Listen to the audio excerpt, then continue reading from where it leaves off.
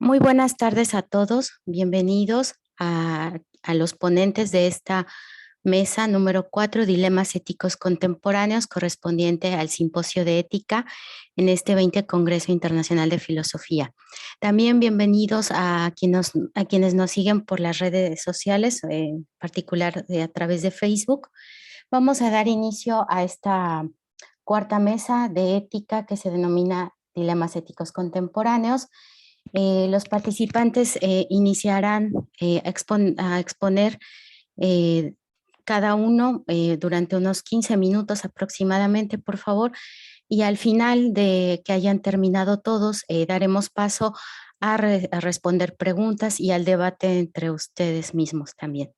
Bien, pues para ir aprovechando el tiempo, comenzaremos de una vez y voy a presentar la primera ponencia que pertenece al doctor Martín Fricke. Doy un breve resumen de quién es el doctor Martín Francisco Fricke. Es doctor y maestro en filosofía por la Universidad de Oxford y realizó estudios de filosofía a nivel licenciatura en las universidades de Múnich y Hagen en Alemania. De 2003 a 2004 llevó a cabo una estancia postdoctoral en el Instituto de Investigaciones Filosóficas de la UNAM y al año siguiente trabajó como profesor investigador en la Universidad Autónoma del Estado de Morelos. En 2005 es investigador del Instituto de Investigaciones Filosóficas de la UNAM y de 2005 a 2019 laboró en el ahora Centro Peninsular en Humanidades y Ciencias Sociales. Desde octubre de 2019 está adscrito a la Escuela Nacional de Estudios Superiores de la Unidad Mérida. Sus investigaciones se especializan en la filosofía de la mente y la epistemología, con especial énfasis en el problema de la autoridad de la primera persona. También tiene intereses en la ética, incluyendo la ética del medio ambiente y en la filosofía de Kant. Y él nos presenta su ponencia titulada ¿Es posible que un determinista actúe bajo la idea de la libertad? Adelante, doctor. Muchas gracias. Muchas gracias por esta presentación. Muchas gracias por tenerme en esta mesa y muchas gracias a todos los que escuchan. Voy a compartir la pantalla. Y aquí está la ponencia. Ok.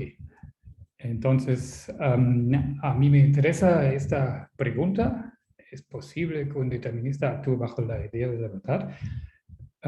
Y ahí me refiero, cuando formulo así, obviamente me refiero, como ustedes saben, a un texto de Immanuel Kant, que es la fundamentación.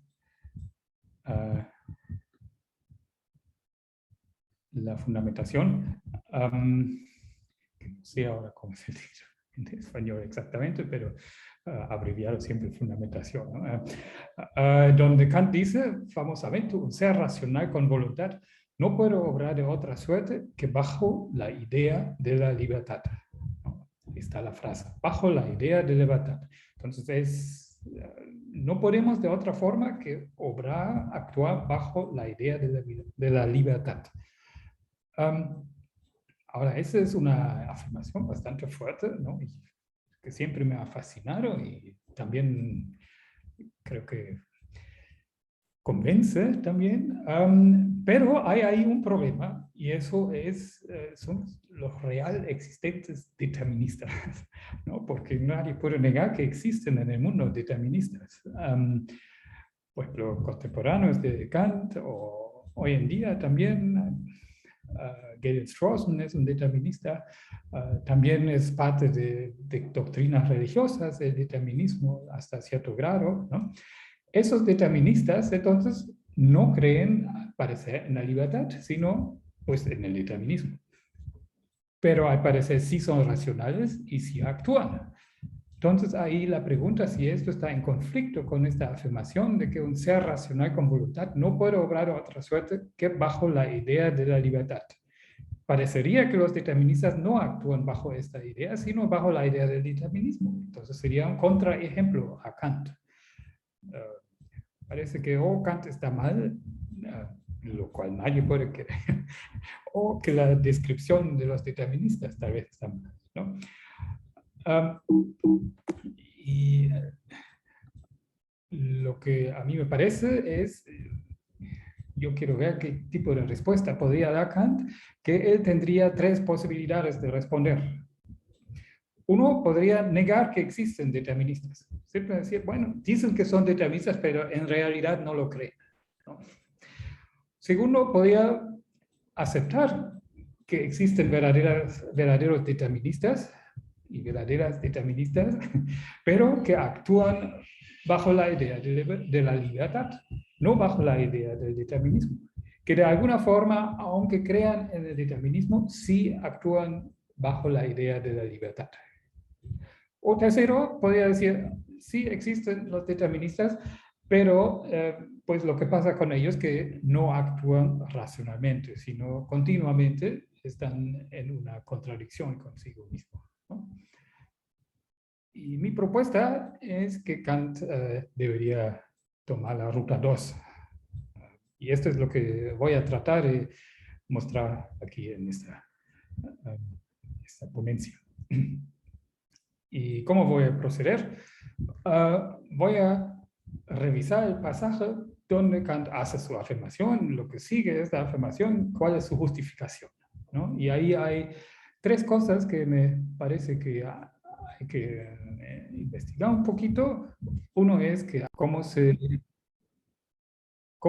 se dirige la razón, si la razón, ¿qué dirige la razón? ¿Quién es autor de nuestros principios?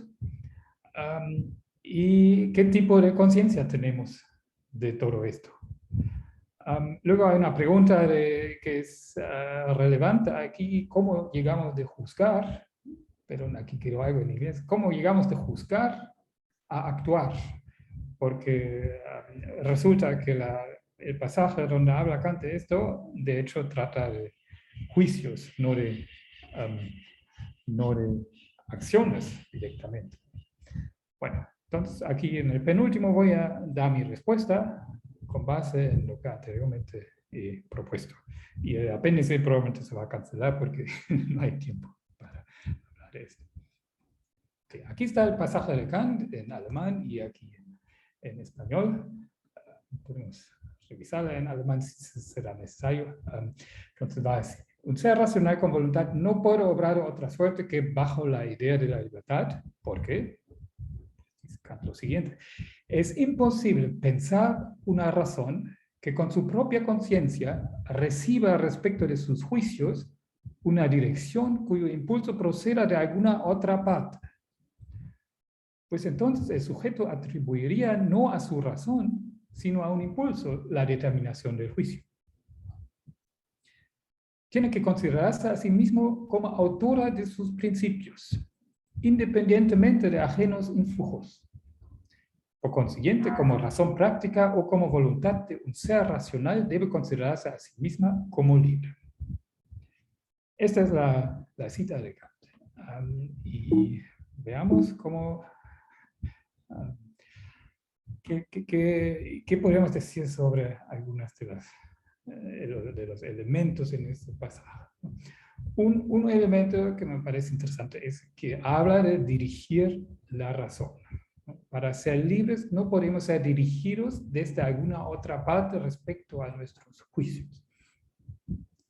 Esto llama mi atención porque, pues, de alguna otra parte estamos dirigidos, no sé, si queremos hacer un juicio sobre el mundo, ¿no? Parece necesario que el mundo, digamos, nos dirige, nos guía en nuestro juicio, porque de cuál otra forma podría ser el juicio sobre el mundo, ¿no? Entonces, ¿cómo es que Kant dice que no podemos ser dirigidos desde alguna otra parte? Me parece que la respuesta es que cuando habla de dirección, la dirección del juicio, está hablando de una dirección por principios. Eso también es coherente con lo que sigue. Dice que la razón debe ser autora de los principios que dirigen nuestros juicios. Entonces, está hablando de los principios. Los principios deben ser que nos dirigen deben ser de nuestra misma razón. La autora debe ser nuestra propia razón. Y no debe haber principios que vienen de otra parte. Entonces, con esto vamos al segundo elemento. ¿Quién es la autora de nuestros principios? Dice Kant que no podemos juzgar dirigidos por principios cuya autora no es nuestra razón. ¿Qué significa eso? Tengo aquí un ejemplo. Juzga que las cosas van bien si tú eres responsable de lo que pasa. No, eso sería un principio que tal vez muchos políticos siguen, o que sabe, muchas otras personas tal vez podía ser. Yo me lo inventé, ¿no? Lo escribí aquí, lo inventé. Entonces, parece que yo soy autor de este principio. Pero ¿es posible que este principio dirija mis juicios? Yo diría que Kant va a decir que no. ¿Por qué? Porque no, en realidad no puedo reconocer este principio como válido. Porque yo tengo que buscar cómo van las cosas, pues según cómo van las cosas, no según si estoy responsable de lo que pasa o no. Entonces, si yo no lo reconozco como válido, entonces en este sentido se puede decir que mi razón no es autora del principio. Entonces, ser autor de un principio, o que la razón sea autora del principio, significa, diría yo, que debe reconocer el principio como válido. Y este principio aquí, aunque yo me lo inventé, no lo reconozco como válido. El tercer elemento, habla Kant usa la frase con su propia conciencia, ¿no? Con su propia conciencia, recibir dirección de otras partes. ¿Qué significa esto? Recibir dirección de otras partes con su propia conciencia. Eso es algo que no es posible, dice Kant, ¿no? Mi propuesta es que tomarlo de la siguiente forma. Significa, ¿no? Con conciencia, recibir dirección de otras partes, significa, primero, estar consciente de ser guiado por un principio específico, y segundo, estar consciente de este principio como no válido, como inválido, ¿no? Entonces, con conciencia, recibir dirección de otras partes, significa estar consciente de ser guiado por un principio inválido. Si tomamos esto, así las ideas, interpretamos así a Kant, ¿no? Entonces tenemos, juntando todas estas ideas, que Kant dice, es imposible juzgar según un principio del cual estoy consciente de que es inválido. ¿Y por qué es eso imposible? Juzgar según un principio del cual estoy consciente de que es válido. Pues, parece que Kant dice, ¿no?, que tan pronto que me doy cuenta de haber juzgado según un principio inválido, atribuyo la determinación de mi juicio, es decir, el contenido del juicio, a un impulso. Y eso quiere decir, no a cómo son las cosas en realidad. Y si hago esto, entonces tengo que abandonar el juicio, porque ya no me dice el juicio cómo es el mundo, sino simplemente es resultado de un impulso que tal vez no tenga nada que ver con cómo son las cosas en realidad. Y entonces, si aplicamos esto, entonces juzgar bajo la idea de la libertad significa no juzgar según un principio del cual estoy consciente de que es inválido. Esa sería mi propuesta de cómo entender eso. Juzgar bajo la idea de libertad significa no juzgar según un principio del cual estoy consciente de que es inválido. Ahora, eso es como la interpretación del pasaje de Kant, ¿no? El problema es que queríamos saber por qué no es posible actuar bajo la idea de la libertad. No queríamos saber nada sobre juzgar bajo la idea de la libertad, sino se trataba de actuar, ¿no? Y hasta ahora solo hemos hablado de juicios, no de acciones. Y eso es una cosa que inquietado a los intérpretes de Kant durante mucho tiempo y yo no lo voy a solucionar este problema, ¿no? Pero nada más aquí doy algunas ideas sin argumentarlo más, ¿no? Podría ser que juzgar es una forma de actuar, o podría ser también que actuar, cada acción o cada decisión, por lo menos, involucra un juicio. Y entonces podríamos tal vez aplicar todo lo que hemos dicho antes también a nuestras acciones y decisiones, ¿no? Parece que necesitaríamos esta segunda posibilidad. Y entonces, si suponemos esto, que actuar o decidir es una forma de juzgar, y aplicamos el argumento anterior, resultaría para las acciones lo siguiente. Actuar bajo la idea de la libertad significa no actuar según un principio del cual estoy consciente de que es inválido.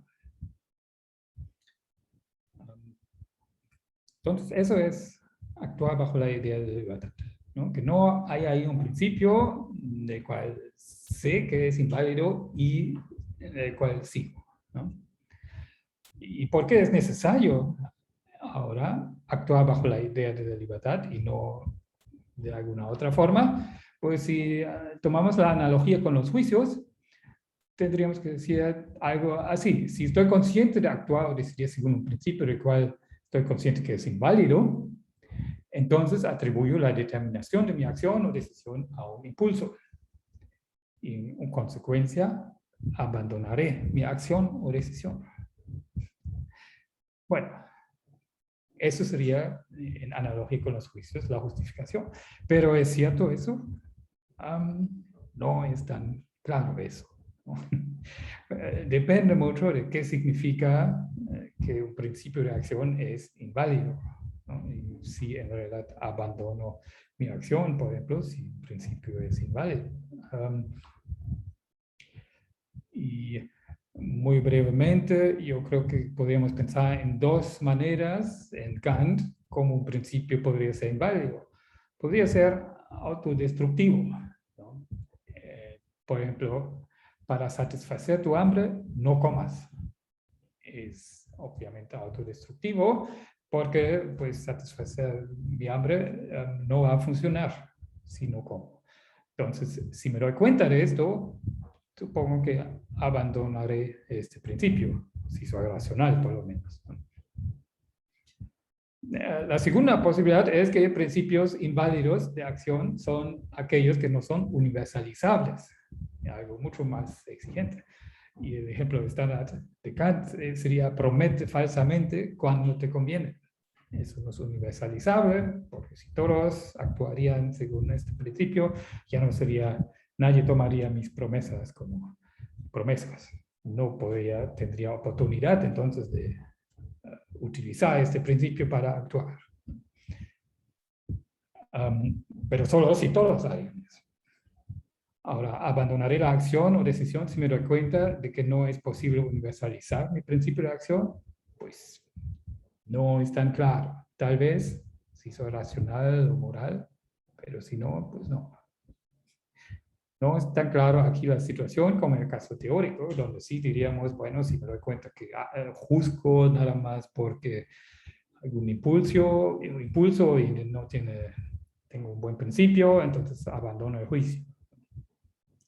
También tendríamos aquí el problema de las acciones moralmente malas, ¿no? Estas están basadas en principios inválidos, según esta universalizabilidad, pero solo pueden ser libres, según esta propuesta, si la persona no está consciente de la invalidez de sus principios. Entonces resultaría que acciones malas, en cierto sentido, serían acciones ignorantes. Ahí es una pregunta si eso es pues, conforme con la teoría que tenemos de que son acciones moralmente malas. Okay, pero no voy a entrar más a esto, no es necesario. Simplemente creo que tenemos suficientes elementos para contestar la pregunta de mi ponencia en el sentido que yo sugerí, ¿no? Que es posible que un determinista actúe bajo la idea de libertad. Sí es posible. según esta, tomando la opción 2, sí existen verdaderos deterministas, pero actúan bajo la idea de libertad, no bajo la idea del determinismo. ¿Y por qué es eso posible? Pues porque actuar bajo la idea de la libertad significa no actuar según un principio del cual estoy consciente de que es inválido. Y resulta que solo por ser determinista no es necesario que esté consciente de actuar según un principio inválido.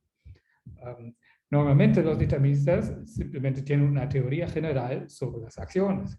Todas las acciones son determinadas, predeterminadas tal vez, y no hay libertad, bla, bla, bla, pero esto no significa que en el caso concreto cuando actúan estén conscientes de algún principio inválido según el cual actúan. Eso es algo que no tiene relación con esta teoría general sobre las acciones. Entonces, en ese sentido, es compatible actuar bajo la idea de la libertad, como dice aquí en 2. ¿No? Y ahora eran 15 minutos que ya pasé, ¿no? Así ya no voy a hablar de ese apéndice, como había dicho. En estas conclusiones, nada más sería aquí esa, la primera, la que he argumentado, un determinista puede actuar bajo la idea de la libertad, según Kant, porque para eso es suficiente que actúe sin estar consciente de ser dirigido por un principio inválido. No voy a mencionar la segunda conclusión, pero voy a decir al final que esto no debería sorprendernos, al contrario. Es claro que existen muchos deterministas en el mundo y también es claro que parecen actuar y deliberar como todos los y todas las demás. Sería en realidad extraño si la filosofía concluiría algo contrario. Sería un problema si la filosofía concluiría algo contrario a esto. Entonces, en este sentido, yo creo que el resultado debe ser bienvenido. Y con eso lo dejo. Espero que no ocupe demasiado tiempo. Muchas gracias.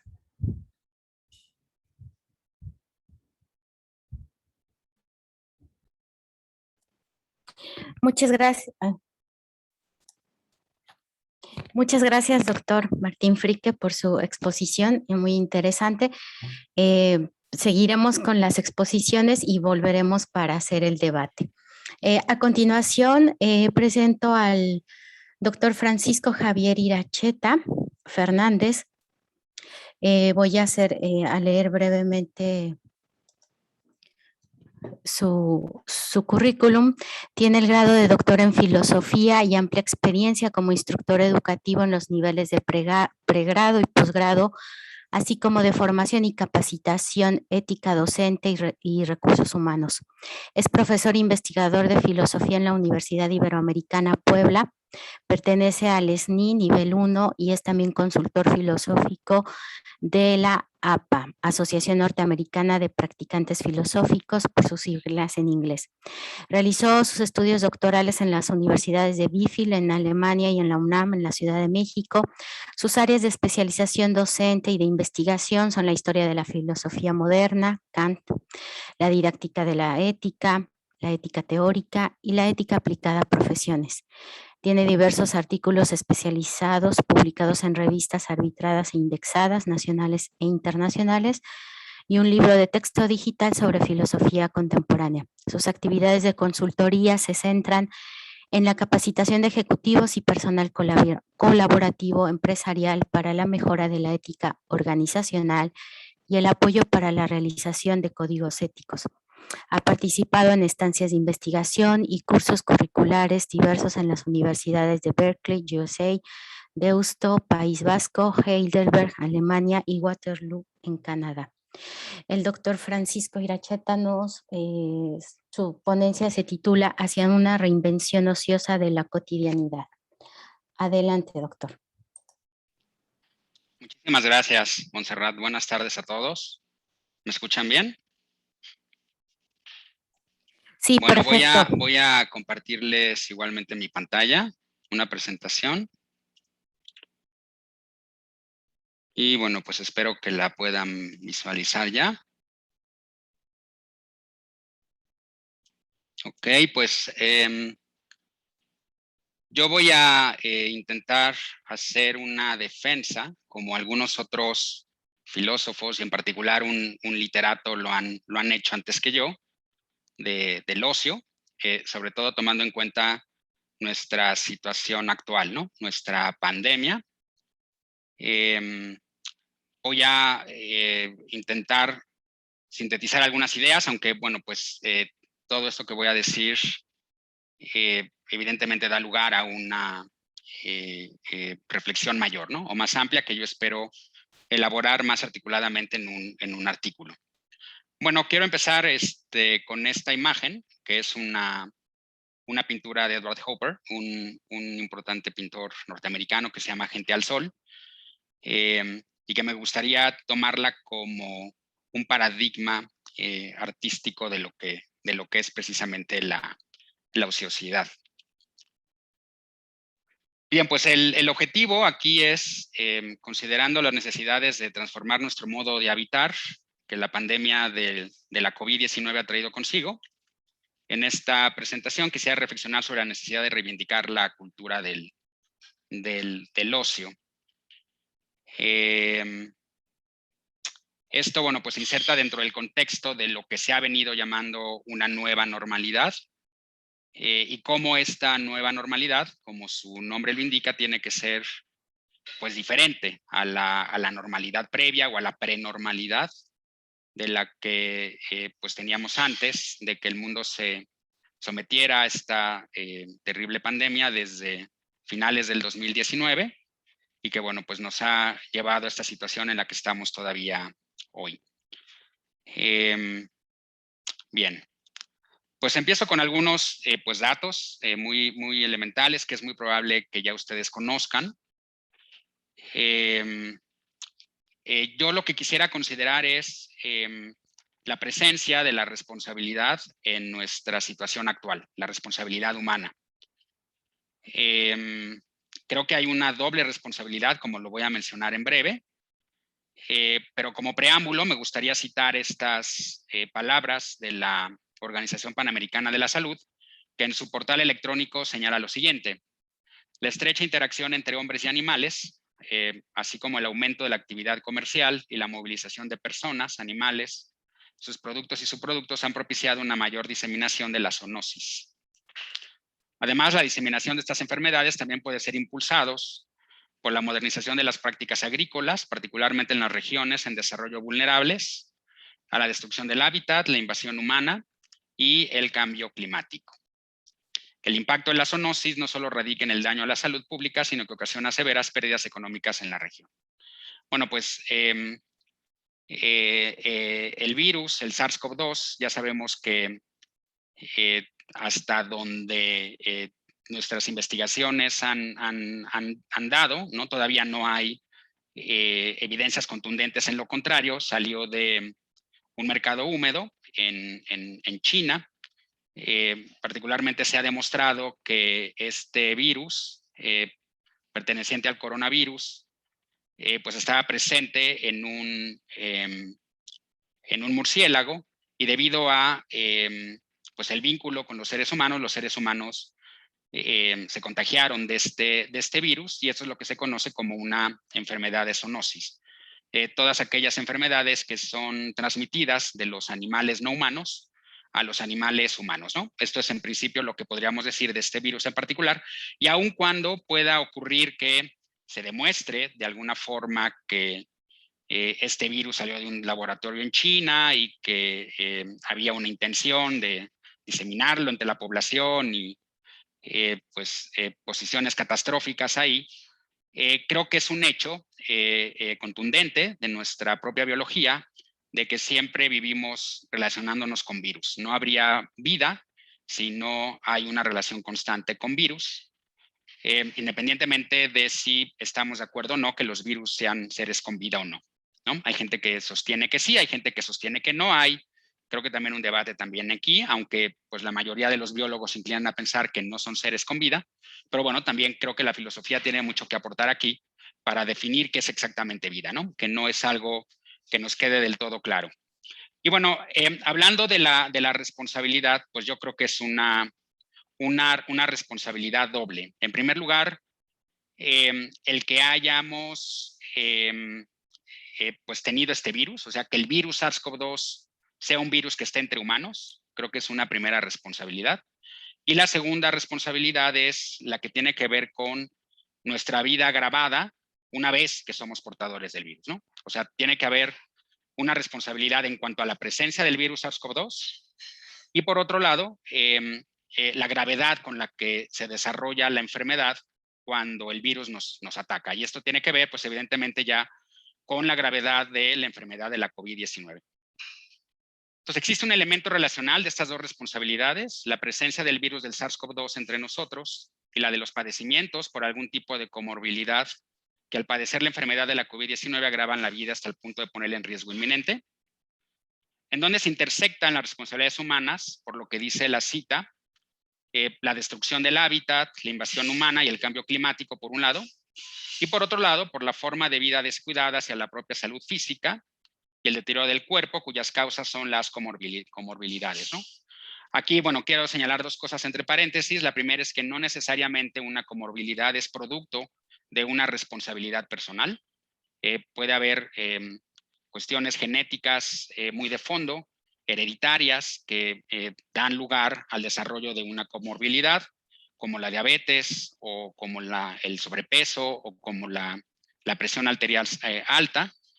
Pero también es cierto que muchas de esas comorbilidades son producto de una mala alimentación, de una pasividad continua, de una forma de vida y una cierta cultura que da lugar a ello, ¿no? En México ya lo sabemos, el amplio consumo de refresco, de la comida chatarra, la poca actividad física, y bueno, pues creo que esto es importante de esta responsabilidad, ¿no? Y en segundo lugar, bueno, pues que también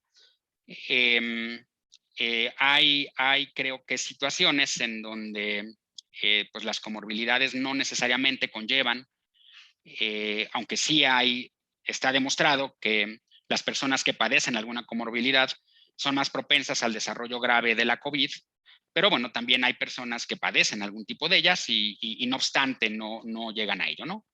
Pero hay datos interesantes también del Instituto Nacional de Salud Pública en México que pues un porcentaje elevado de las personas que enferman y que acaban en hospitales con la necesidad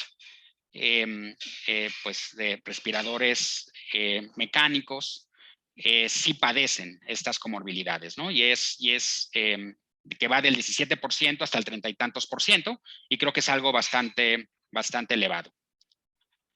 Bueno, hablo entonces de estas dos responsabilidades, ¿no? Y pues creo que estas dos responsabilidades se intersectan en el capitalismo global. Esto, pues creo que amerita más desarrollo. Pero bueno, pues en un libro publicado en el 2020, bastante reciente, que habla de la doble epidemia del capitalismo global. Por un lado, la epidemia económica y por otro lado la epidemia de salud, señala esto: la doble pandemia económica y sanitaria del capitalismo global en 2020 muestra dramáticamente que el modelo civilizatorio actual, la modernidad de la financiarización desbordada y la informática y cibernética como nuevas autopistas de la comunicación por despojo que amenaza con la destrucción del planeta es insostenible. Esto, bueno, pues creo que es razonable afirmarlo. Como digo, hay que pues dar más evidencias y datos duros, pero bueno, pues me parece que es una hipótesis bastante plausible y hay pues muchos politólogos, economistas, sociólogos y filósofos que ya han argumentado en favor de esto, ¿no? Igualmente, pues muchos bioeticistas y gente que trabaja en investigación sobre el cambio climático. Y bueno, pues creo que esta responsabilidad humana pues tiene que ver con una vida sustentada en la explotación de los recursos naturales y la enajenación por el trabajo en favor de la productividad económica, eminentemente aparejada a la idea de éxito material y a la falta de equidad en la distribución de recursos, ¿no? Y basta como botón de muestra para ver de qué estábamos hablando aquí, desde un momento, desde que comienza la revolución industrial hasta nuestros días, que se ha ido agravando mucho más el deterioro global, con la excelente actuación de Charles Chaplin en esta divertidísima, pero al mismo tiempo lo que podría parecer deprimente película de los tiempos modernos, ¿no? Si ustedes la conocen, ya la han visto, pues recordarán el momento en el que Chaplin está trabajando y mecánicamente, ¿no?, va respondiendo a todo su trabajo automatizado, de modo que pierde completamente todo tipo de libertad, todo tipo de autonomía con su propio cuerpo, ¿no? Bueno, pues creo que esta manera se exacerba evidentemente la forma de vida personal respecto del trabajo, pero pues es un ejemplo de lo que, dramático sí, pero de lo que nos ocurre en la actualidad. Y bueno, pues esto nos lleva a la necesidad en una nueva normalidad. Si es cierto que esto es lo que nos ha traído aquí, el modo acelerado, como hemos destruido los hábitats, lo que ha generado el cambio climático, la manera como hemos desarrollado el trabajo industrioso y la acumulación de riqueza y la idea de éxito que tenemos, que es constitutivo del capitalismo global, pues la nueva normalidad tendría que ser un rechazo a eso y una nueva forma de pensar nuestra relación con el trabajo. Y pues esto nos lleva a una ética del trabajo, un replanteamiento de lo que tendría que ser nuestra ontología y ética del trabajo. ¿Por qué y para qué trabajamos? Creo que considerado desde el capitalismo más elemental, el trabajo se explica por la producción de bienes y servicios para obtener una ganancia económica. El valor asociado al trabajo no está en la actividad, sino en su resultado material, que es por producir, para vender y consumir. Y bueno, pues uno de los autores en los que yo baso esta defensa es Bertrand Russell, que creo que si bien toda su teoría lógica y su filosofía de las matemáticas ha sido superada, Russell, no obstante, escribió una gran cantidad de panfletos populares filosóficos que me parece que todavía tienen vigencia. Hay uno en particular, es un panfleto que escribe en 1932 sobre una defensa de la ociosidad, un texto que puede encontrarse en línea, In Praise of Idleness, es como se llama, es un texto de 10, 12 cuartillas, y en donde él señala ya en 1932 que la moralidad del trabajo es la moralidad de la esclavitud, ¿no? Eso es lo que él ya señalaba. Esclavos en producir, pero también en consumir, aunque él está hablando todavía de un capitalismo que no es el global, pero que habla de esclavitud en producir, ¿no? Creo que Russell todavía no había diagnosticado el modo en que esa esclavitud en la producción iba a ser también una esclavitud en el consumo. Bien, y bueno, pues hay realmente pues 3 autores en los que basaría esta defensa. Aristóteles, que es uno de los filósofos que en la política pues se explaya sobre el concepto de escolé, un concepto que Aristóteles trabaja ampliamente en la política, que la define como una actividad que es fin en sí mismo y que pues tiene que ver con un trabajo libre al mismo tiempo. Este concepto de escolé pasa al latín, a otium, que después es ocio. Y bueno, pues Aristóteles argumentaba, así como todos los humanistas a partir de Cicerón, que se requiere un tiempo dedicado en fin en sí mismo, como fin en sí mismo para la cultura de uno mismo, el cultivo de las propias, del propio espíritu, como una condición necesaria para la ciudadanía y para el bien vivir, ¿no? Por eso Aristóteles en la política dice que el escolé lo es todo. Sin escolé no hay eudaimonia, no hay una vida lograda porque se requiere precisamente de este cultivo. Bueno, mucha gente habló de esto mismo, pero pues paso a Bertrand Russell en este mismo texto que les decía. Y bueno, pues una de las frases que dice Russell aquí, dice él en inglés, I want to say, in all seriousness, that a great deal of harm is being done in the modern world by believing the virtuousness of work, and that the road of happiness and prosperity lies in an organized diminution of work. Él empieza diciendo que fue educado bajo la idea de que la ociosidad nos lleva a los vicios y uno tiene que pasar su vida trabajando, ¿no? Y en este artículo pues trata de hacer una defensa de lo contrario.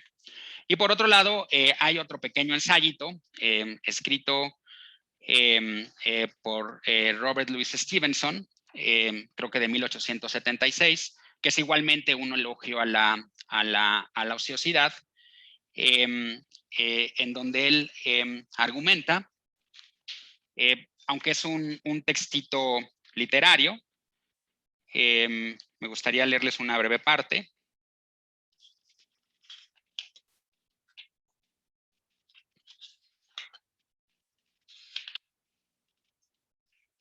Dice esto, pero no es solo la propia persona la que sufre por estar siempre ocupada, está hablando alguien que trabaja y trabaje, ¿no? Sino también su esposa y sus hijos, sus amigos y allegados, y hasta la gente que viaja con él en el tren o en un carruaje. La constante devoción a lo que un hombre llama su trabajo solo se mantiene a costa de una indiferencia constante hacia muchas otras cosas. Y bueno, pues esta indiferencia está a la ciudadanía, a la naturaleza y pues a todo lo que tiene que ver con una vida conjunta y intersubjetiva, responder a las necesidades de los demás. Y bueno, creo que el problema es que la mayoría del trabajo que se hace para sostener el capitalismo global no solo se hace como un medio para un fin distinto de sí mismo, sino que el fin por el que se hace poco tiene que ver con el bienestar humano. Preguntémonos cuántas personas en este planeta trabajan por una necesidad que absolutamente nada tiene que ver con el trabajo en sí mismo, ¿no? Simplemente es un medio para algo más y ese medio no es de ninguna manera una satisfacción. ¿Cuánto tiempo tienen que trasladar a sus trabajos? ¿De qué manera pues tienen que soportar ciertas cargas, ¿no? Y bueno, pues creo que esto es parte de lo que significa aquí como el capitalismo global. Desde la perspectiva de Aristóteles, el trabajo tiene como fin el disfrute, el cual es un componente esencial de la felicidad, aunque aquí el disfrute pues hay que verlo como esa parte que es un fin en sí mismo, ¿no? Una actividad que es fin en sí misma y no por alguna otra cosa. Y el ocio que se escolé es no hacer nada, sino es la actividad productiva que se disfruta por sí misma. Russell también ya decía en 1932 que debido al avance de la tecnología, el mundo moderno no requiere de esclavos. Él ya imaginaba esto, ¿no? Que las posibles inteligencias artificiales iban a permitir que ya no hubiera esta demanda de trabajo.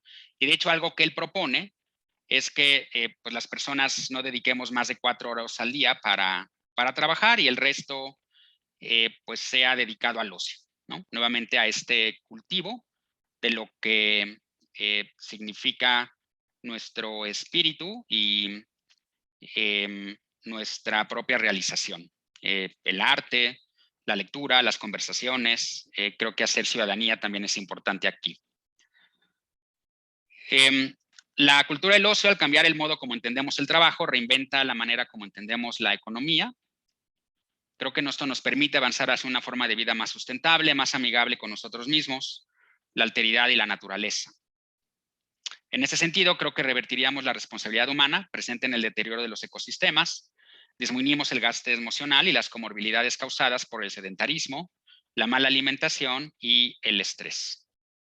O sea, pues mi hipótesis es que hay una relación directa entre el trabajo como medio, en la moral de la esclavitud del trabajo, como lo vería Russell, y las comorbilidades. Parece que nuestra pandemia actual está controlada, pero esto no significa el fin de los virus que pueden afectarnos y causar pandemias y que, bueno, pues según especialistas cada vez van a ser más graves y mucho más mortales. Con todo, en lo que toca a nuestro actuar humano, estaríamos reduciendo significativamente nuestra responsabilidad en el impacto de virus emergentes y al mismo tiempo en el modo como nos afectan, ¿no? Y bueno, quiero ya para terminar con dos filmunitas más, enfatizar la relevancia que tendría para el diseño de las ciudades y el urbanismo la presencia de jardines, espacios, paseos, huertos en donde la gente puede participar como una forma de trabajo, de producción, y que tendría una finalidad en sí. Algunos estudios recientes muestran el incremento del bienestar psicológico de las personas y una reducción del estrés cuando éstas tienen accesos a ambientes naturales. Y también demuestran que no es necesariamente la proximidad cuantitativa a ambientes naturales, o sea, cuánto tiempo uno pasa en un jardín o cuánto tiempo pasas andando bicicleta en un camino en la montaña, sino lo que se asocia con el bienestar mental, reducción del estrés y ansiedad o mayor resiliencia, que es la calidad de los espacios verdes en relación con una actividad social compartida. O sea, no es el que uno solo se vaya a hacer esto, sino lo que puede significar un espacio conjunto de interacción humana, ¿no? Y creo que aquí, pues, los huertos, por ejemplo, urbanos, los paseos en compañía, nos dan ejemplos de lo que esto tendría que ser. Al igual que Aristóteles pensaba, la escolé no puede estar presente si no hay al mismo tiempo una forma de entender al ciudadano y la ciudad. Las ciudades en la nueva normalidad deben de proyectar modelos de urbanismo y de espacios arquitectónicos que promuevan la cultura del ocio. Se debe de poner atención a los procesos de decisiones en política pública que enfaticen la relación entre lo humano y lo que es más que humano, more than human. Y aquí esta cita que viene de este artículo: los modos en que las ciudades son más que un mundo humano proveen redes esenciales de microfundaciones para el bienestar. El trabajo colaborativo en crear y mantener huertos comunitarios o espacios verdes dentro de entornos laborales, pues son buenos ejemplos de lo que puede significar un modo de entender o de entrar a esta cultura del ocio, ¿no? Y pues enfatizo la necesidad de los paseos, como ya lo vieron filósofos como Sócrates y Cicerón, en donde en ellos el cultivo personal y la educación de uno mismo cobra una relevancia esencial. Y bien, pues con esto termino. Les agradezco mucho. Sé que fue una presentación quizá muy apresurada en algunas de las ideas, pero bueno, debido a la limitación del tiempo no podía ser de otra manera y quedo atento a cualquier comentario o pregunta que pudiesen tener. Muchísimas gracias. Gracias, doctor, por su participación muy interesante, y así es, dejamos los comentarios y preguntas al final. Vamos a pasar a la siguiente ponencia del doctor José Francisco Zárate Ortiz, de quien leo su currículum. Es doctor en estudios humanísticos por el Tecnológico de Monterrey, área de especialización es la ética. Su ámbito de trabajo e investigación es la ética y liberalismo en las sociedades actuales, la ética de la alimentación y ética animal. Es maestro en educación para la paz por la Universidad Albert Einstein. Ha trabajado temas de educación para la paz y cultura de paz, resolución y mediación de conflictos, ética, paz y desarrollo humano y educación de virtudes. Es licenciado en medicina veterinaria por la Universidad Benito Juárez de Oaxaca. Actualmente es profesor de tiempo completo del Departamento de Humanidades de la Universidad de Monterrey. El doctor Francisco Zárate es miembro de distintos comités como consejero, asesor y consultor en temas de ética.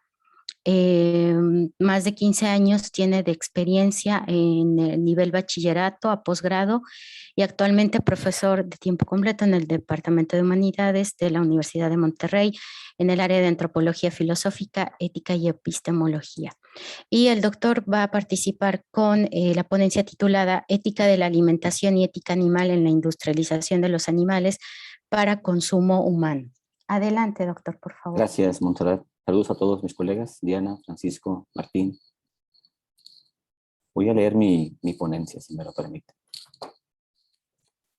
En las últimas 2 décadas, el tema de la ética animal ha resurgido con un auge importante. Hay varios temas de debate sobre ética o filosofía animal. Por ejemplo, el tema de la existencia de una mente y con ello de una psicología animal. El tema de una moralidad propia, que abarca la discusión sobre si los animales tienen algún sustrato de moralidad, como comportamientos de justicia, de cooperación, de preferencia, etc.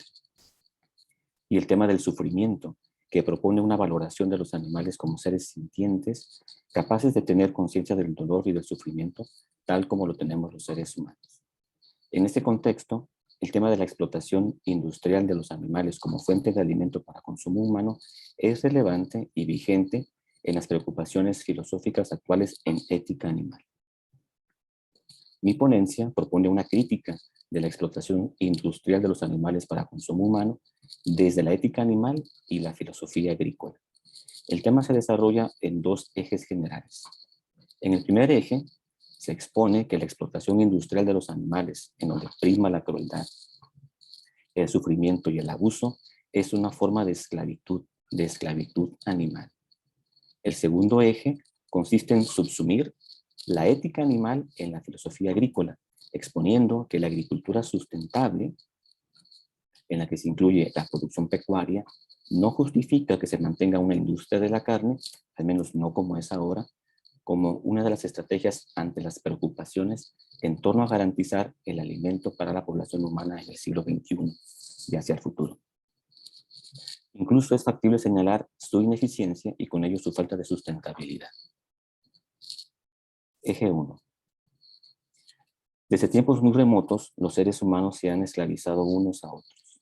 Si bien la esclavitud ya tiene largo rato presente en el mundo, es en el periodo entre los siglos XVII y XVIII que la esclavitud se sistematizó como un sistema comercial industrializado a gran escala, a expensas del maltrato, el abuso, el sufrimiento y la crueldad desmedida hacia otros seres humanos. Por eso, y de acuerdo con Lovejoy, la esclavitud es un crimen de lesa humanidad. Fueron las ideas modernas e ilustradas de libertad y de igualdad las que se opusieron contra las condiciones infrahumanas de maltrato y de abuso a los esclavos, lo que llevó a su abolición. Lo que se quiere resaltar aquí es que más allá de aspectos económicos que fueron importantes en este proceso de abolición, fueron elementos morales o éticos acordes con ideas liberales los que sirvieron de base para alzar las voces a favor de abolir la esclavitud humana y para promover cambios sustanciales de respeto a los derechos fundamentales como la vida y la dignidad que nos obligan moralmente con los otros. En este sentido, en nuestras sociedades actuales está pasando lo mismo respecto a la explotación industrial de animales para la producción de alimento humano. Desde una postura ética liberal, se puede sostener que la forma de explotación industrial de animales actualmente para alimento humano es una forma de esclavitud y de abuso injustificada moralmente. Durante miles de años, los seres humanos hemos usado a los animales con diferentes fines, entre ellos como fuente de alimento. Pero desde las últimas décadas del siglo XX, hemos presenciado el desarrollo de un proceso de industrialización de la explotación animal a gran escala con fines de producción de alimento. En este sistema de explotación industrial, los animales son vistos y tratados no como seres sintientes y merecedores de una mejor condición de vida o de algún tipo de libertades o derechos, sino que son vistos y tratados como cosas, es decir, mera materia prima o insumos de la producción industrial de alimento humano. Por lo tanto, se insiste, el principio básico de que los animales son seres sintientes debe incluirse en la ética. Por ejemplo, en la ampliación del principio de igualdad y libertad humana que nos obliga con nosotros. Esta ampliación del principio de igualdad y de libertad se debe dar bajo la forma, es decir, bajo un formalismo procedimental de que todos los animales somos iguales, ya presentada por Peter Singer en 1979. Esto significaría expandir nuestra capacidad ética ahora ya no solo para con otros seres humanos, sino para otros seres con los que compartimos alguna categoría que nos iguala. Precisamente, la ética liberal consiste en que, a partir de nuestras reflexiones y nuestras consideraciones, ampliemos el espectro moral. En este caso, no solo exclusivamente hacia los seres humanos, sino hacia otros seres sobre la base de algún principio racional de igualdad. Eje 2.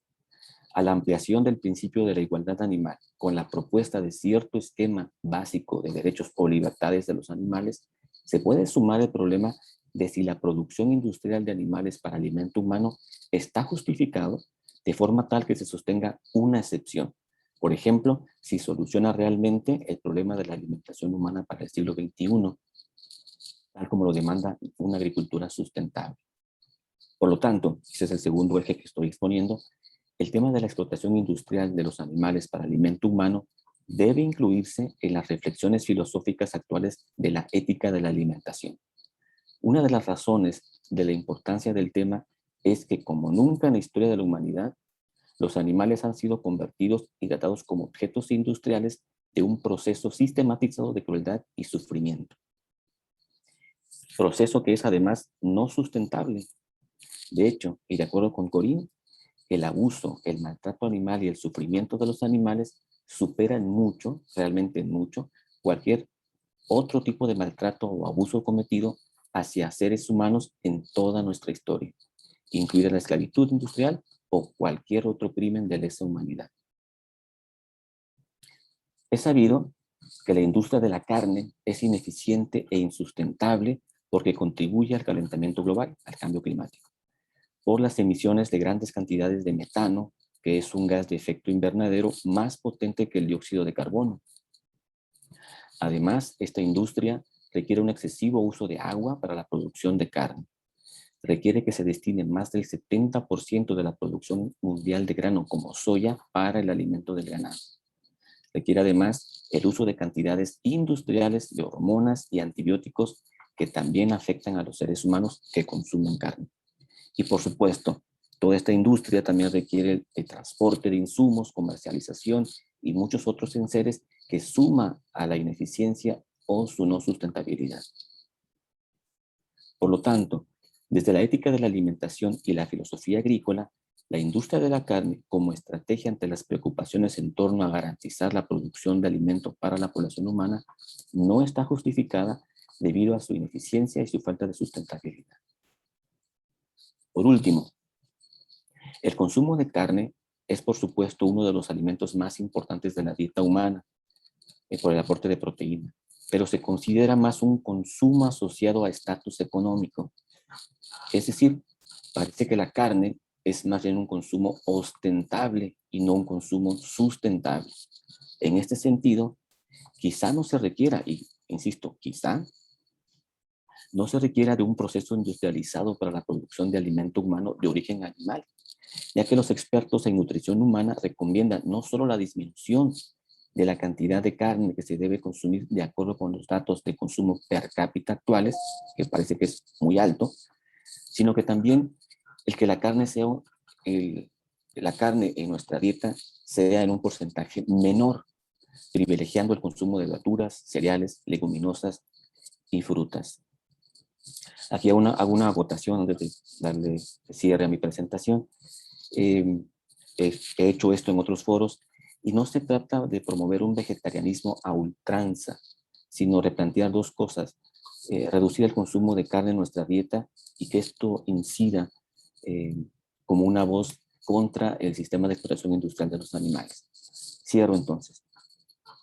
Por todo esto, se debe proponer que se modifique o que se regule la producción de alimento humano con base en la industrialización de animales como una acción afirmativa a favor del bienestar de los animales y una alternativa a la sustentabilidad agrícola alimentaria. Hasta ahí mi presentación, Montserrat. Gracias. Muchas gracias, doctor, y además por la eficiencia en el tiempo. Se lo agradecemos infinitamente. Muy interesante y que también guarda mucha relación con lo que trataba el doctor Francisco Iracheta. Voy a pasar a la siguiente exposición para después dar paso a nuestro debate y a las preguntas que haya. Voy a presentar ahora a Diana Moncada Vargas. Ella es mamá, feminista, docente y candidata a doctora en filosofía por el Instituto de Investigaciones Filosóficas de la Universidad Michoacana de San Nicolás de Hidalgo. Realizó sus estudios de licenciatura en filosofía y maestría en filosofía de la cultura en esa misma institución. Desempeñó diversos cargos en la administración pública como jefa de departamento en el Instituto Michoacano de la Mujer y en el Instituto Michoacano de la Juventud en el periodo 2002-2006, apoyando en el diseño de políticas públicas en temas de mujeres, jóvenes e indígenas. Por 2 ocasiones fue becaria del Fondo Nacional para la Cultura y las Artes a través del Programa de Estímulo a la Creación y Desarrollo Artístico de Michoacán 2007 y 2009, emitido por la Secretaría de Cultura. Actualmente trabaja como jefa de la Unidad de Estrategia Educativa en la Escuela Nacional de Estudios Superiores, en la UNAM, Unidad Morelia, donde además funge como persona orientadora comunitaria para prevenir la violencia de género y forma parte de la Comisión Interna de Igualdad de Género de esa escuela.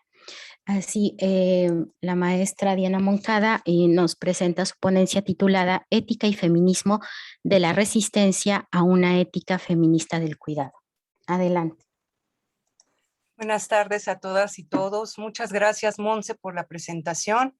Martín, José Francisco, un gusto compartir esta mesa con ustedes. Y bueno, a quienes nos están viendo también les enviamos saludos. Muchas gracias por estar. El objetivo central de mi intervención es compartir con ustedes la necesidad de incorporar a la reflexión filosófica una ética feminista, entendida por una parte como la resistencia a los mecanismos de sujeción y al tipo de individualidad que se nos ha conformado a mujeres mediante vidas estructuradas y normadas a partir de deberes, obligaciones, prohibiciones, mandatos y vocaciones impuestos desde el patriarcado. Y por otra parte, la ética feminista envuelve la posibilidad de repensar los trabajos de cuidado no como algo natural y exclusivo de las mujeres, sino de intereses humanos. Esto es, responsabilizarnos junto con los varones del cuidado de las y los otros.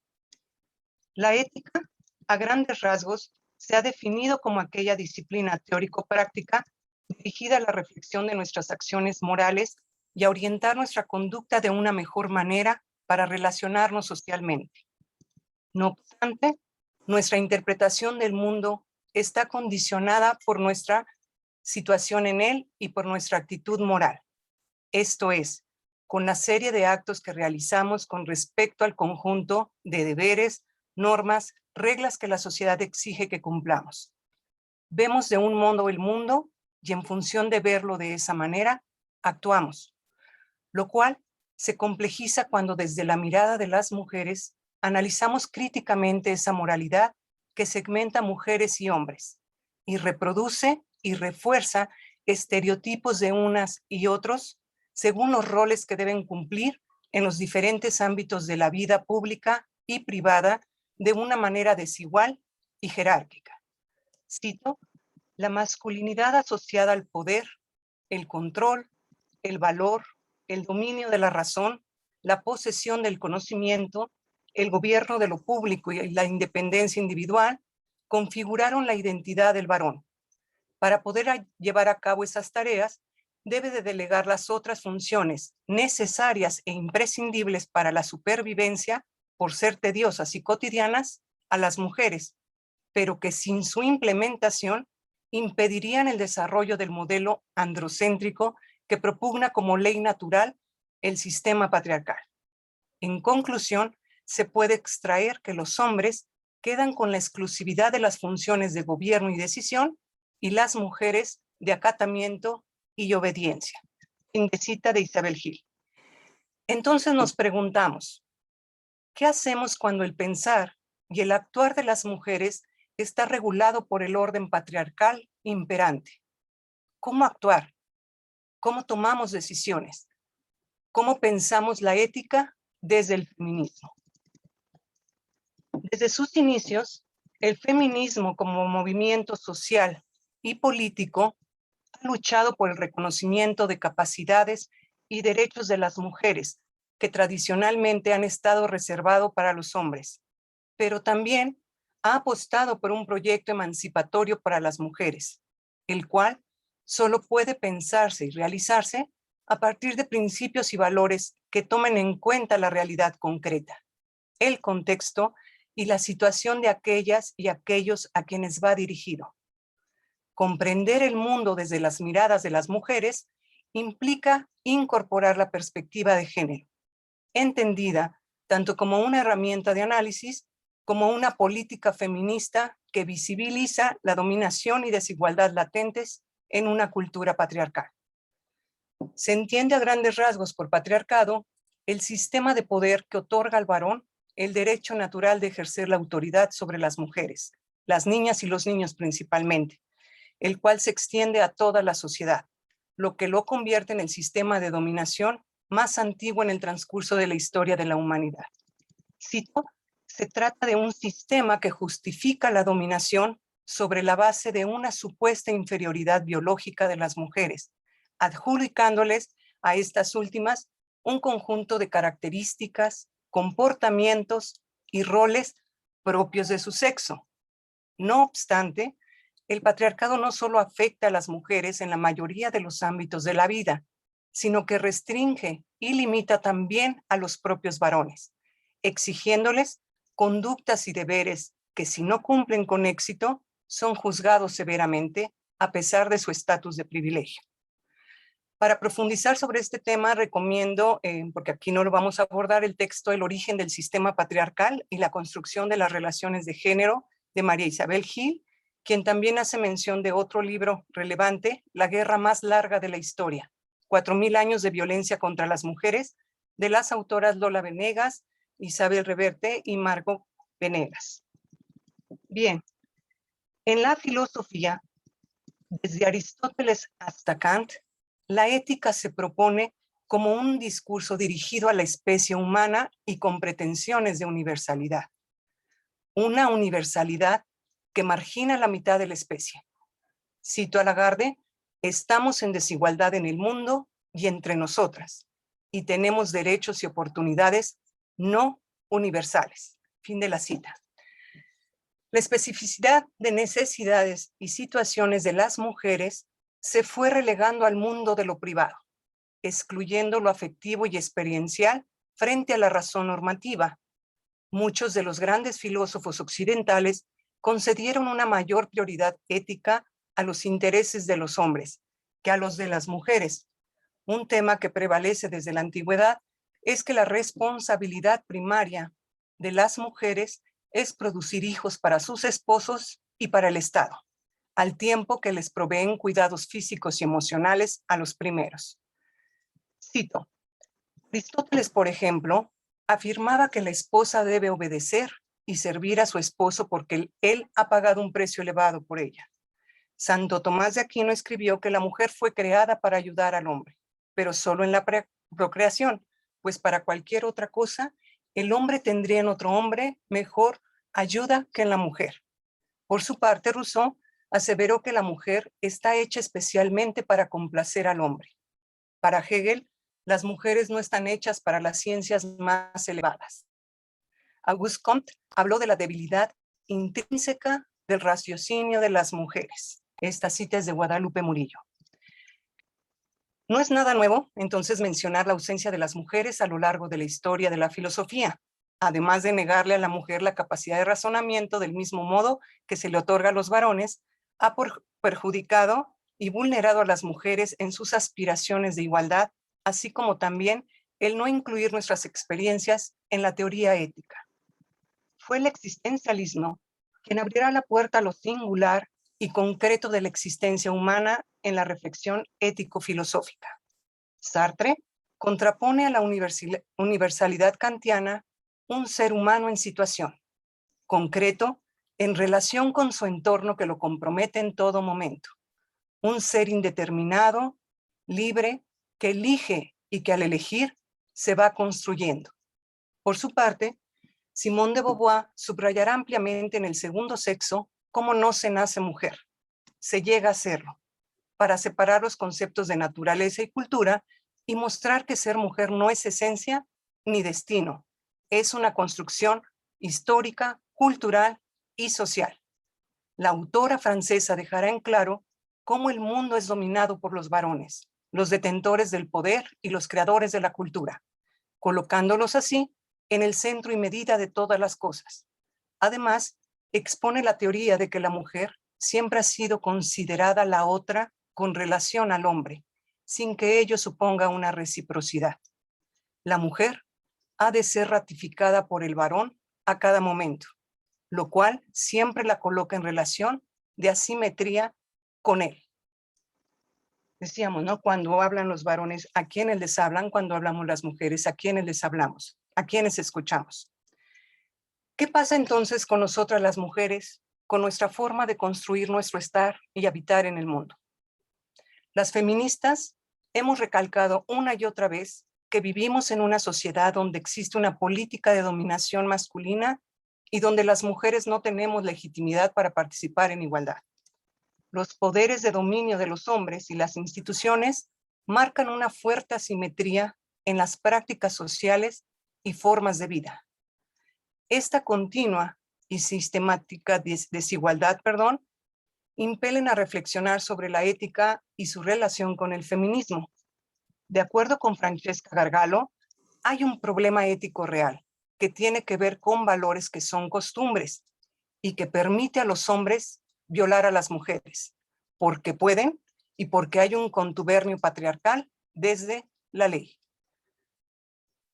Por ello, una ética pensada desde el feminismo sugiere una reflexión crítica y una práctica reflexiva de la libertad que implica vivir sin opresión y el derecho inalienable de las mujeres de decidir sobre nuestros propios cuerpos y la propia vida. El reconocimiento de nuestras diferencias y contradicciones, de la escucha atenta de nuestras voces, de nuestras miradas, de sentirnos y vivirnos como pares, del pensarnos como nosotras, de construir una nueva ética desde nuestra invención de ser mujer. Ser feminista es un acto ético y político.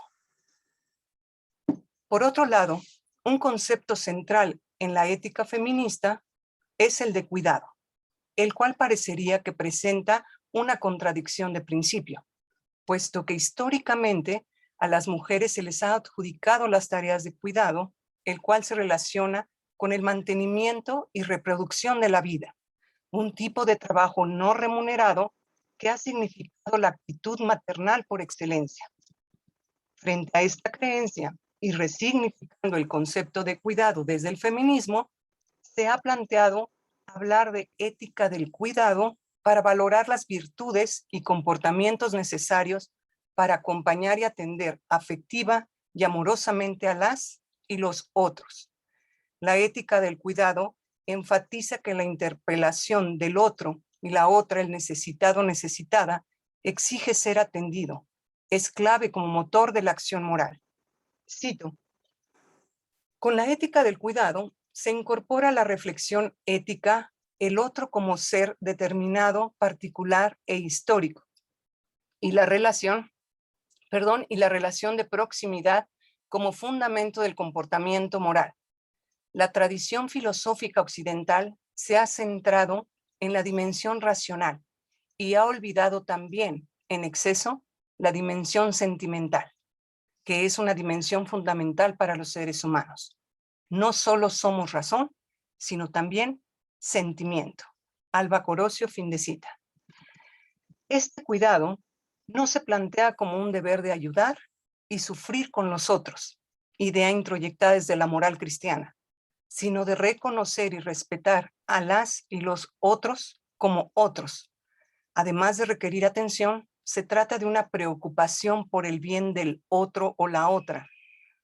Escuchar, acompañar, estar presentes, dedicar tiempo, afecto. El cuidar es un arte porque integra técnica y sensibilidad, respeto, amabilidad, alegría, paciencia, comprensión, responsabilidad, confianza, empatía, confidencialidad, tolerancia y prudencia. Carol Gilligan fue quien acuñó en 1982 la expresión ética del cuidado, la principal representante de esta propuesta. Para Gilligan, los sentimientos morales de las mujeres no constituyen un menor grado de moralidad. Ha sido más bien un recurso moral ignorado que encierra el peligro de la desigualdad y la discriminación. Por ello, su reivindicación podría renovar la filosofía práctica. Al poner el acento en el ámbito privado, la ética del cuidado permite analizar las tensiones existentes entre la esfera pública y privada, transformar lo personal en político, valorar las experiencias morales de las mujeres, la corresponsabilidad y solidaridad que ha de existir entre hombres y mujeres y en todos los ámbitos, una acción de libertad relacional. Y con lo siguiente cierro, que ya estoy en tiempo. En esta práctica ética se realizan acciones encaminadas a dar respuesta a necesidades básicas de una persona. Estas prácticas pueden incluir la maternidad, la amistad, la asistencia sanitaria y la ciudadanía. El cuidado aporta una dimensión humana de relación en la que el concepto fundamental es la responsabilidad con las personas y no tanto la preocupación por su estado de vulnerabilidad. El cuidado implica hacer el bien, facilitando que la persona sea lo más autónoma posible y transfiriéndole la responsabilidad sin coaccionar, manteniéndose la propia persona en el centro de la acción. Para finalizar, quiero subrayar que la ética pensada desde el feminismo nos exige como filósofas y filósofos luchar en contra de ese sistema que sostiene una preferencia social para los varones y que se observa en todos los ámbitos: religioso, económico, académico, político, científico. El feminismo ha sido y es una construcción colectiva que permite el desenvolvimiento de las capacidades y potencialidades de todas y todos. Una ética feminista, una ética pensada desde la resistencia. Si, como menciona Mercedes Garzón, la ética es una estética de la existencia, un arte del buen vivir, esta otra ética que se propone desde el feminismo nos permite habitarnos en un mundo más incluyente, donde nuestra presencia teórico-práctica, sentipensante, avanza en generar cambios más profundos en nuestras sociedades. Cito: en un contexto patriarcal, el cuidado es una ética femenina. En un contexto democrático, el cuidado es una ética humana. De Gilligan. Muchas gracias por la escucha. Muchas gracias, Diana Moncada, por la exposición.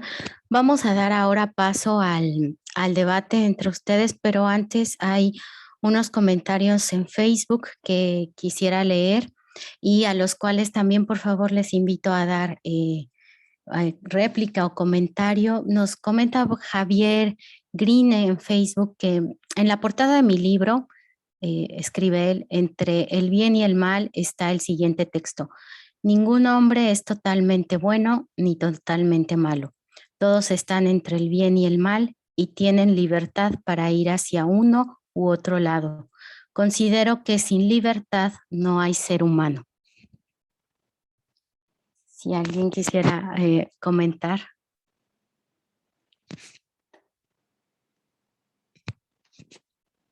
¿No? Bueno, si quieres. Yo soy nietzscheana, diría ir más allá del bien y el mal, ¿no? Dejar de utilizar esos dos parámetros para regular nuestra conducta, más bien pensar, ¿no?, en lo correcto, en lo incorrecto de nuestro actuar. Y de acuerdo, sin libertad es el fundamento de todos los demás valores y tiene que estar para que haya la posibilidad de ejercer otros derechos. Sí, gracias. Por cierto, Alma Yasmina Burto Cepeda comenta: qué gusto y qué interesante escuchar a Diana Moncada. También tenemos otro comentario de Mariana Toledo Rodríguez, quien comenta: el ser omnívoros no significa que debamos de comer carne todos los días. Deberíamos de disminuir el consumo a lo que es recomendado como 1 o 2 días a la semana, debido a nuestra salud y a, como lo dijo, debido a su falta de sustentabilidad. Además que hoy en día es prácticamente imposible comer carne de una manera humana o de una manera ética debido a, como también lo dijo, el maltrato y el sufrimiento de los animales. Y esto supongo va directamente al doctor José Francisco Zárate. Gracias, Montserrat. En otros foros se ha planteado la pregunta de matar animales para el consumo humano. Es distinto, ¿verdad? Es otro tema. Aquí el problema es la forma en que se produce carne animal para el consumo humano, que implica un gran sufrimiento, es muy inhumano, valga la expresión, y prácticamente insustentable. Esa es la crítica a ese sistema industrializado de la producción de carne. Y una justificación sería que el consumo de carne debería disminuirse por cuestiones médicas que los expertos ya han recomendado en nuestra dieta. Porque además, insisto con lo que dije, el consumo de carne tiende más a ser un consumo ostentable, de tipo de ingresos, de estratificación económica. Sí, muchas gracias. Bueno, voy a ahora a dar un comentario a la ponencia del doctor Francisco Iracheta sobre la cultura del ocio. Y es muy importante la reflexión que hace, sobre todo ahora que a partir de la pandemia de COVID-19, mucho se ha tratado sobre que esa nueva normalidad va a significar un cambio en nuestro modo de vida, ¿no? Incluso van más allá, un cambio en el orden mundial, a ese orden establecido después de la Segunda Guerra Mundial. Aquí es para ser concreta y rápido, es que efectivamente el trabajo ha sido visto como una esclavitud, personas que tienen jornadas largas laborales y que no tienen espacio para el ocio. Y en este sentido quiero comentarle que pues ahora lo que se habla es que el teletrabajo vino a posibilitar el que podamos permanecer en casa y convivir más con nuestros familiares, el que podamos efectivamente dedicar ya más tiempo a nosotros mismos y a esas culturas del ocio. Pero será esto así. ¿Cómo puede vislumbrarlo hacia un futuro?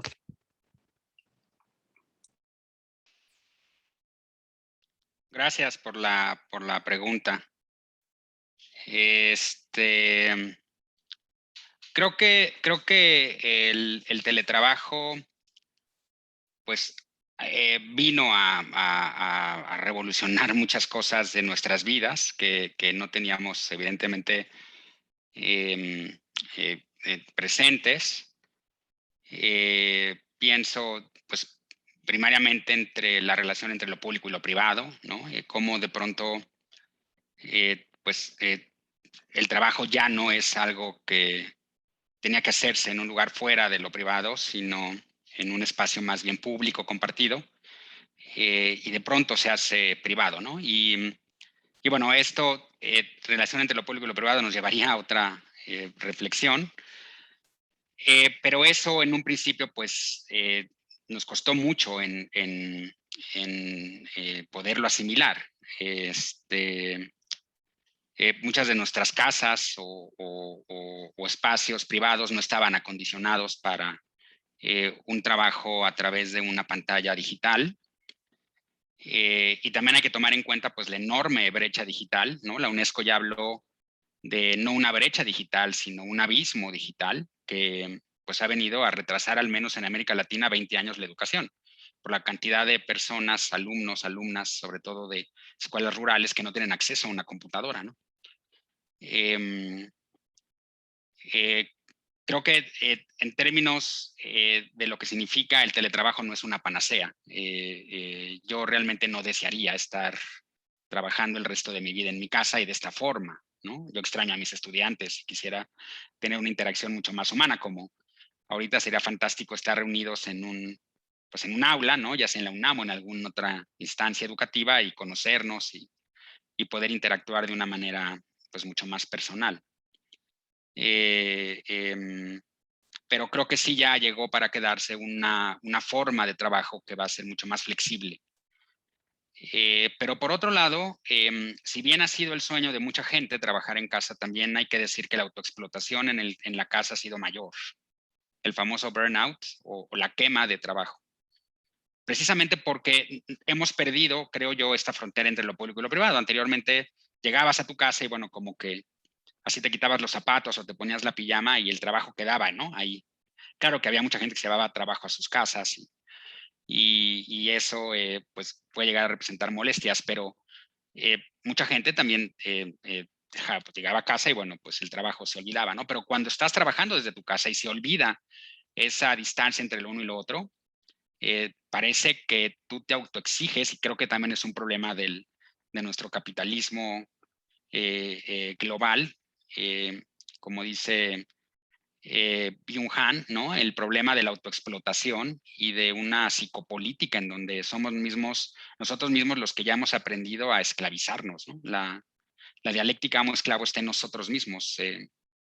Y ha habido una gran cantidad de jefes explotadores, ¿no? Que han exigido a sus empleados o a sus trabajadores que den más, ¿no? Estando en sus casas porque no confían en ellos, está la distancia, la rendición de cuentas es menos clara. Entonces creo que es algo que tenemos que considerar y algo muy importante que también se está planteando hoy en día en nuestra nueva normalidad, pues es precisamente lo que se debe significar dentro de un derecho laboral, lo que significa el trabajo en casa, ¿no? Una organización entonces tendría que hacerse cargo de pagarte el internet, de darte unos lentes apropiados para que las pantallas no te lastimen los ojos, de darte una silla ergonómica para que puedas estar bien, que se limite el número de horas que debes estar ante las pantallas. Creo que hay mucha responsabilidad aquí de la que hay que seguir hablando. Gracias. Y gracias a todos mis colegas también. Gracias, doctor. Doy ahora la palabra al doctor Martín Fricke para que nos dé su comentario. Muchas gracias. Yo tendría una más breve pregunta. Una para Francisco Iracheta.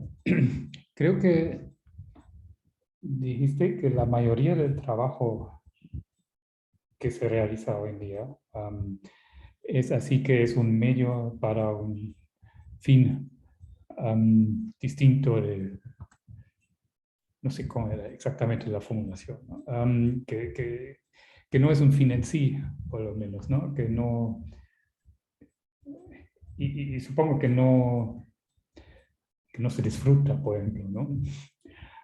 De ahí supongo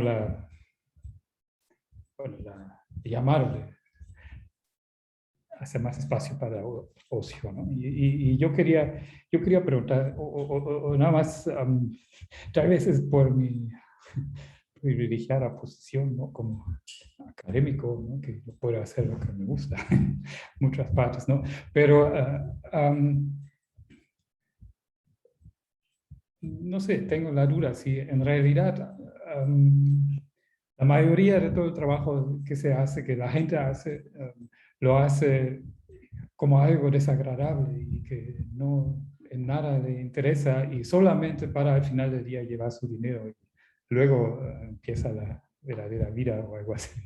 Yo tendría mis dudas sobre esto, ¿no? Yo pensaría que incluso hay trabajos muy duros, pero que sí, digamos, te llenan de algún tipo de satisfacción, ¿no? Y incluso si es un trabajo tal vez, diría Marx, que te enajena a ti mismo o algo así, ¿no?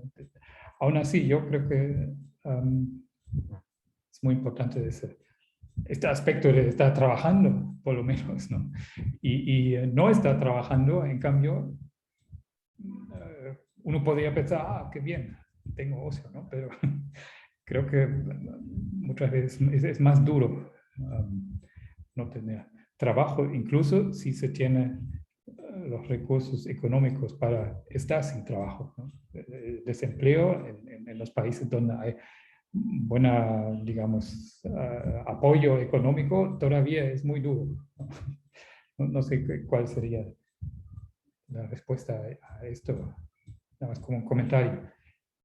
Y tal vez podría hacer otras muy breves preguntas con José Francisco. Tenía la duda solamente sobre la esclavitud y el abuso que identificas en la industria, en la agricultura industrial. Si esta era ausente antes, cuando todavía no era industrial, si ahí no hubo esclavitud y la situación, digamos, en ese sentido era mejor para animales o no. Me pregunto si antes la situación era mejor para animales o no. ¿Cómo lo ves esto? Y también con respecto a la última ponencia de Diana Moncada, creo que mencionaste la ciudadanía en relación con la ética del cuidado. Y quería solamente preguntar cuál es la relación entre ciudadanía y cuidado. Gracias. Gracias. Si les parece, vamos por el orden al doctor Francisco Iracheta. Muy bien, sí, gracias Martín. Pues claro, yo no negaría la importancia del trabajo, ¿no? Creo que en ningún momento los autores que cité, como pueden ser muchos otros, que esos fueron únicamente un pues botón de muestra, ¿no? De lo que significa una reivindicación de pensar el ocio como una simplemente negación del negocio, ¿no? El ocio es una doble negación de esa actividad que solamente se hace con un fin de producción de capital. Y yo creo que pues es muy optimista tu percepción, ¿no? Si pensamos en los trabajadores manuales, ¿no? Porque hoy en día el capitalismo global hace la distinción entre trabajo inmaterial y material. Nosotros tenemos la fortuna de trabajar con ideas y muy poco metemos nuestras manos en el estiércol, pero pues la gran cantidad de personas que trabaja para sostener los aparatos que usamos para comunicarnos, pues viven explotados, ¿no? O los que trabajan para usar la ropa que vestimos, pues tú pregúntale si ellos van a trabajar con gusto y si ven en su trabajo una realización propia, ¿no? Y desafortunadamente creo que la brecha es cada vez mayor entre el trabajo inmaterial, lo que se refiere a las sociedades de conocimiento, y el trabajo que está pues mucho más relacionado con lo material y es mucho más arduo, mientras que el trabajo inmaterial cada vez se hace más disfrutable y cada vez te da más tiempo para dedicarlo a otras cosas. Creo que es correlacional al modo como el trabajo material cada vez va siendo más enajenante. No tengo datos que expliquen esto, es una hipótesis que yo estoy aventurando en función de pues el modo como se ha hablado de estas dos cosas, ¿no? Y bueno, pues tal vez de qué manera poder organizarnos para que el trabajo que hagamos sea significativo para nosotros mismos y aportativo. Y creo que mucho de la educación tiene que cambiar acá, ¿no? O sea, ¿para qué educamos? Que tiene que ver mucho con el fin del trabajo, ¿no? Y se ve al trabajo como una actividad exitosa. Y pues, no sé, si tú preguntas a estudiantes que no sean específicamente de filosofía, pues muchos de ellos se inscriben en carreras que creen que les van a dar dinero, ¿no? Para empezar, o sea, su vocación está basada en cuán exitosos van a ser materialmente. Y pues creo que ese es nuestro problema. Eso es lo que yo pensaría que Aristóteles, sin ir tampoco a hacer una defensa cabal, ¿no? Porque como decía Diana, pues hay mucha cola que pisarle a ese aspecto cultural. Por lo menos creo que tiene razón al distinguir el tipo de medios y fines que él establece como actividades y tratar de repensar cómo es más significativo, cómo hacer más significativo el trabajo para nosotros mismos y para nuestra sociedad. Y bueno, pues eso sería lo que querría decir. A mí también me gustaría preguntarte algo, pero lo vamos a hacer después, ¿no? Supongo que después de que pasen los demás también para tratar de contestar tus preguntas. Gracias, Martín. Espero haber sido más o menos claro. Sí, gracias. Vamos entonces rápido con el doctor José Francisco Zárate, por favor. La respuesta es sí, de inmediato, Martín, pero quiero ser un poquito más amplio, me toma poco tiempo. Decía que los seres humanos nos hemos esclavizado durante mucho tiempo y luego se industrializó este proceso. Y ahí llamó la atención moralmente, aunque fue un problema económico, para una acción afirmativa.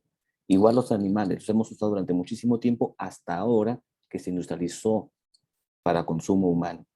Y trato de hacer un paralelismo con base en un procedimiento racional, apelando a Kant, de buscar una categoría de igualdad para justificar una acción contra este acto hacia los animales, la industrialización. Repito, no estoy a favor de un extremo vegetarianismo o de que no se maten animales, o sea, pero hay formas porque pues sí comemos animales, yo no, pero mucha gente que sí come, eso implica matar a un animal.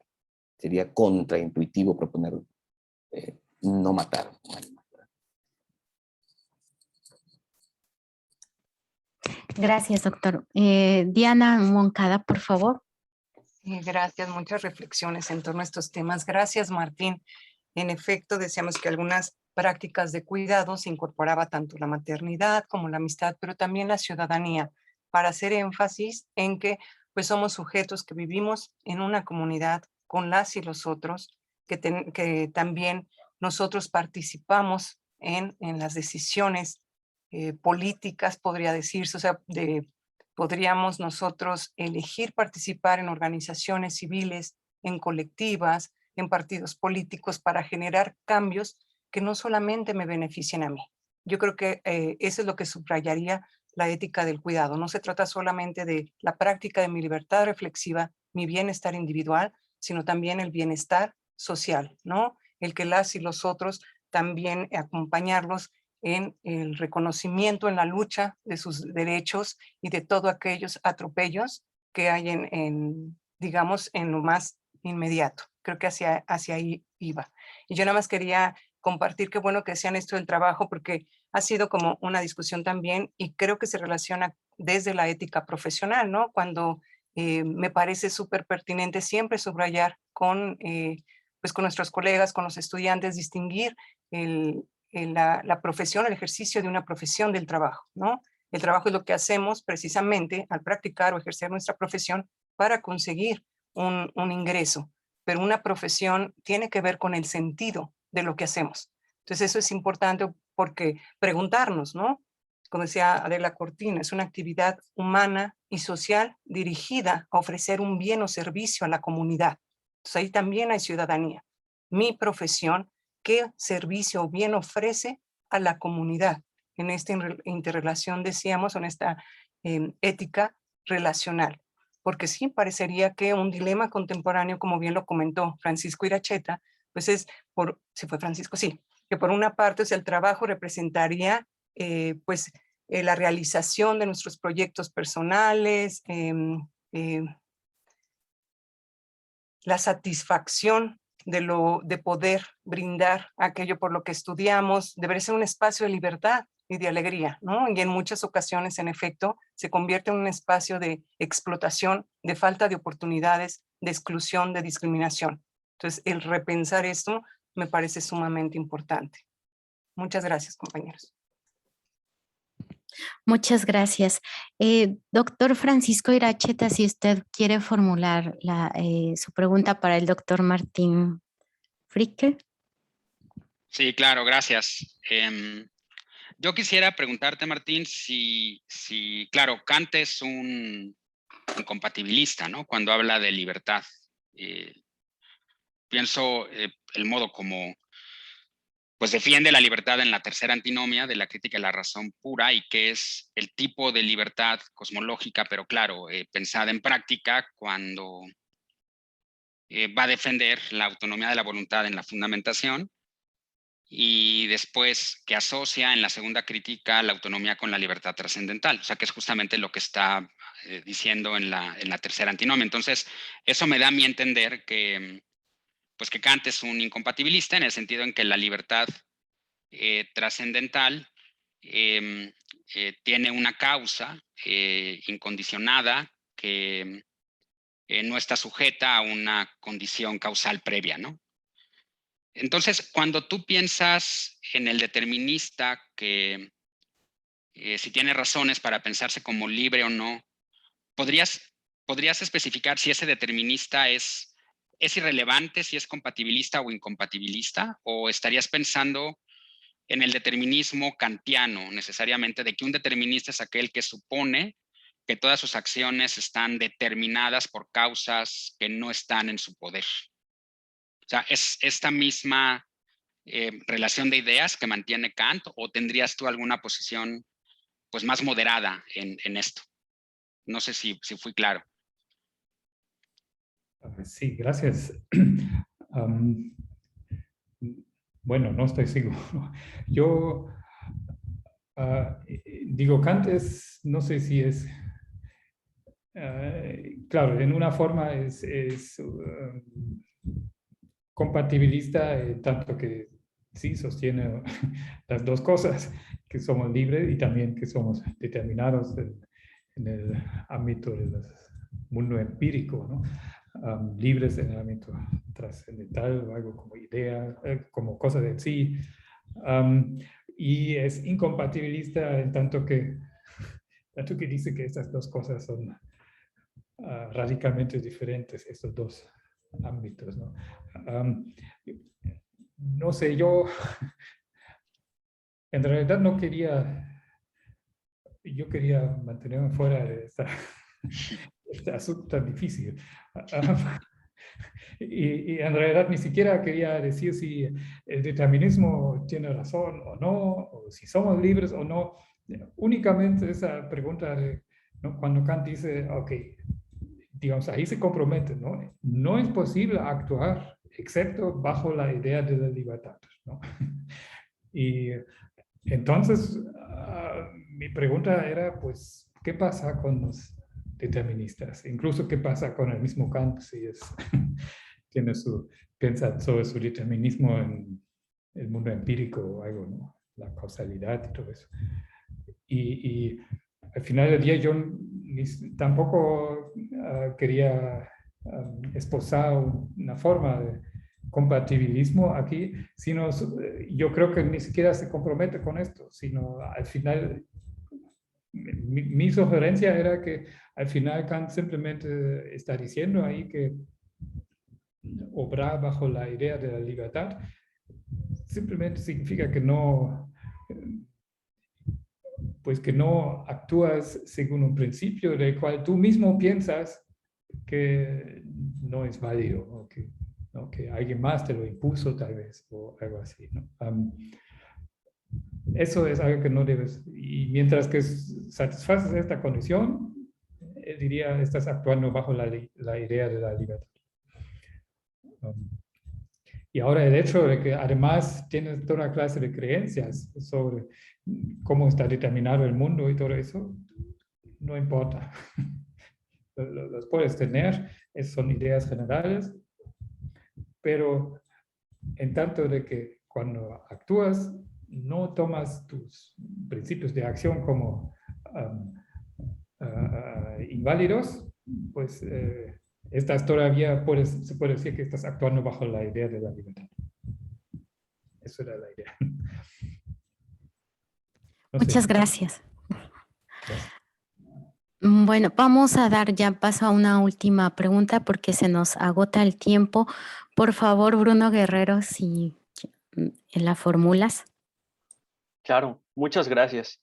Y una disculpa yo que estoy de staff a hacer una pregunta, pero me dejaron muchas dudas, todas sus ponencias maravillosas y creo que se complementan perfectamente todas.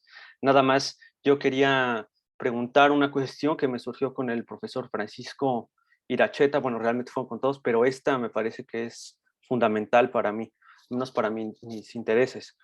Bien, recuerdo al menos que en su exposición, usted mencionaba o daba a entender al menos, quizás no lo decía como tal, pero usted caracterizaba el trabajo, ¿no? Como una actividad que está ligada a fines, ¿no? Pero no solo a fines en cuanto tal, sino a fines, una necesidad, dijéramos, egoísta inmediata de quien trabaja, ¿no? Que era, por ejemplo, el salario, ¿no? Usted decía, bueno, pues es necesario para vivir, ¿no? Y si no trabaja, pues que no le gusta lo tiene que hacer, ¿no? Pero en esa medida, mi pregunta sería, esta forma de entender el trabajo sería una forma, me parece, según lo que entiendo, determinada, ¿no? Históricamente, ¿no? O sea, usted habla del trabajo en la actualidad, usted lo ha dicho de esta forma, el capitalismo global me parece que usa esta definición para hablar del elemento donde existe el trabajo, pero ahora quisiera yo preguntarle si es la única definición posible de trabajo o si usted está trabajando con una definición, por así decirlo, ontológica del trabajo, porque si bien el trabajo es una relación con la naturaleza, etcétera, como usted lo ha planteado, me parece que al menos por ejemplo, en Marx y por ejemplo, en los manuscritos de París o, por ejemplo, en los Grundrisse, habrían cuestiones que dirían que el ser humano no necesita el trabajo, no puede estar sin trabajo y el trabajo no necesariamente es odioso, ¿no? Entonces, en esa medida, ¿hasta qué punto podría subsumirse el trabajo al hacer, ¿no? Al hacer en general, y podría pensarse en dos esferas, en la esfera de lo necesario o de lo económico y en la esfera de lo libre, ¿no?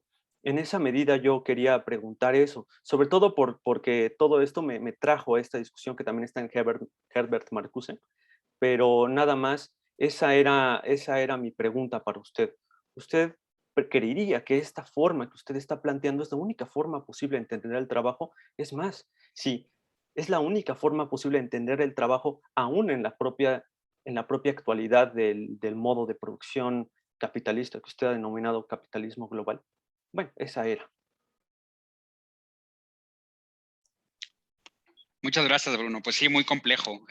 Aquí había que empezar, bueno, hacer toda una reflexión en torno al significado del trabajo y lo que históricamente ha revelado. Yo quiero poner ciertos límites nada más.